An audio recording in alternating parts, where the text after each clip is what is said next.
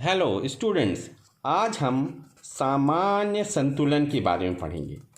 सामान्य संतुलन जिसे कहा जाता है जनरल इक्विलिब्रियम, ये क्या है? तो जनरल इक्विलिब्रियम का संबंध है संपूर्ण अर्थव्यवस्था से है। संपूर्ण अर्थव्यवस्था, होल इकोनॉमी, संपूर्ण अर्थव्यवस्था, इसका संबंध कोई इंडिविजुअल मार्केट से नहीं है। किसी वस्तु या साधन के जो इंडिविजुअल मार्केट है उससे संबंध नहीं है। इसका संबंध है संपूर्ण अर्थव्यवस्था।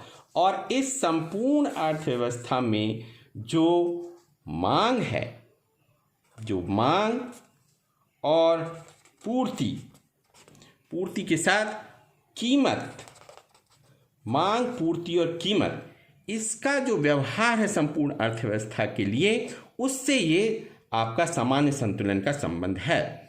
अब इसके अंतर्गत यदि देखेंगे तो मांग का संबंध आप जानते हैं कि जो उपभोक्ता होगा वो वस्तुओं की मांग करता है।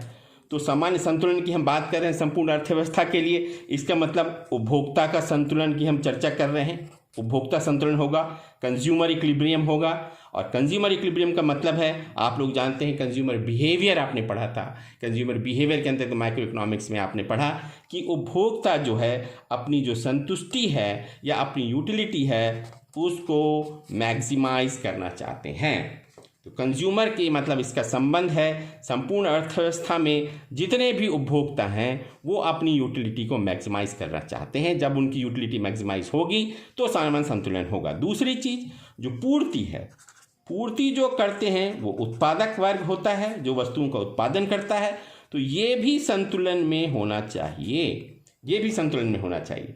मतलब कि ये जो अपना प्रॉफिट है, ये अपना लाभ अधिकतम करना चाहते हैं, या जिसे हम कहें कि जो है कॉस्ट को मिनिमाइज करना चाहते हैं, तो ये उत्पादक संतुलन में होना चाहिए। और तीसरा बहुत इम्पॉर्टेंट चीज़ है, इन दोनों के बीच में जो अपना रोल प्ले करती है वो होता है प्राइस। तो कीमत भी संतुलन हो।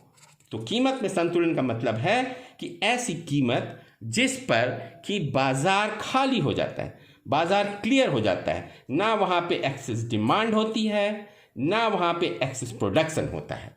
तो ये मतलब है संपूर्ण अर्थव्यवस्था के संबंध है, जनरल इक्विलिब्रियम का संबंध संपूर्ण अर्थव्यवस्था से है। मतलब कि सभी बाजारों में कीमत और मात्राओं का जो निर्धारण है, इनकी आपसी प्रतिक्रिया के माध्यम से होगा सभी बाजारों में। तो सभी बाजारों में जो है इनके बीच में आपसी प्रतिक्रिया के द्वारा जो है उनका जो है निर्धारण होगा।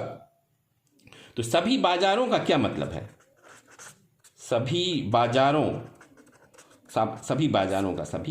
का मतलब है कि वस्तु बाजार और साधन बाजार, फैक्टर और गुड्स, इन दोनों बाजार में।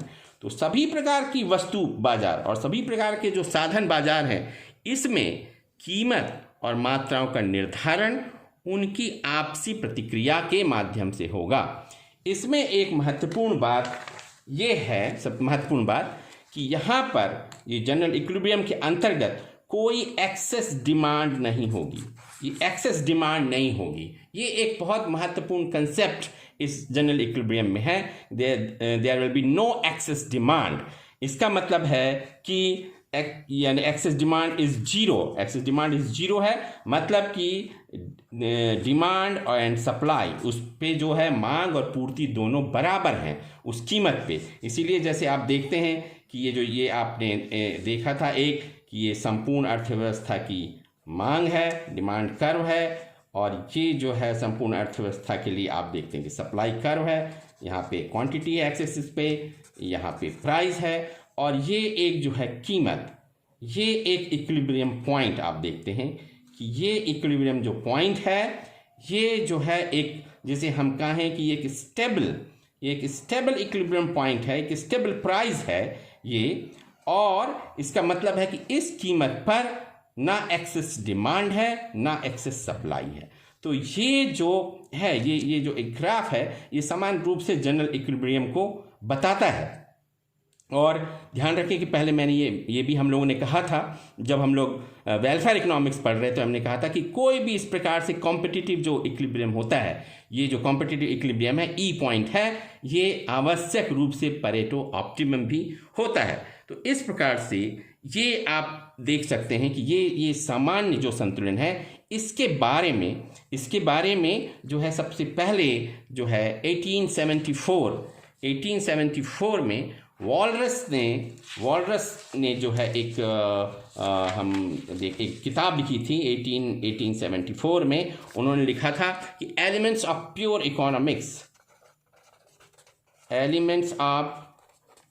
प्योर इकोनॉमिक्स, इसमें उन्होंने सामान्य संतुलन के बारे में कहा था कि सभी बाजारों में जो सभी कीमतें और मात्राएं एक दूसरे को प्रभावित करके एक साथ निर्धारित होती हैं।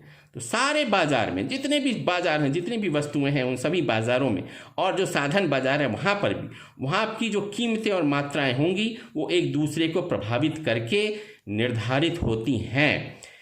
तो ये जो वॉलरस का हम सामान्य संतुलन की बात, वॉलरस के सामान्य संतुलन का अध्ययन करते हैं, और इनका एक मॉडल है जिस मॉडल को हम कहते हैं 2x2 मॉडल है। इनका मतलब कि दो वस्तु हैं, दो साधन हैं, इनके माध्यम से वॉलरस ने बताया था, और ये जो दो हैं, ये दो व्यक्ति हैं, व्यक्ति एवं जो है फर्म, व्यक्ति और फर्म। तो इसके माध्यम से वॉलरस ने, लियोन वॉलरस जो कि फ्रांस के अर्थशास्त्री थे, उन्होंने 1874 में सबसे पहले ये सामान्य जो इक्विलिब्रियम है, सामान्य संतुलन है, इसको बताया। तो इसका किस प्रकार से हम ग्राफिकल रिप्रेजेंटेशन देखेंगे और इसकी क्या क्या मान्यताएं हैं, उनके बारे में भी हम अगले जो है नेक्स्ट हमारा जो लेक्चर होगा उसमें इसके बारे में हम चर्चा करेंगे। Thank you.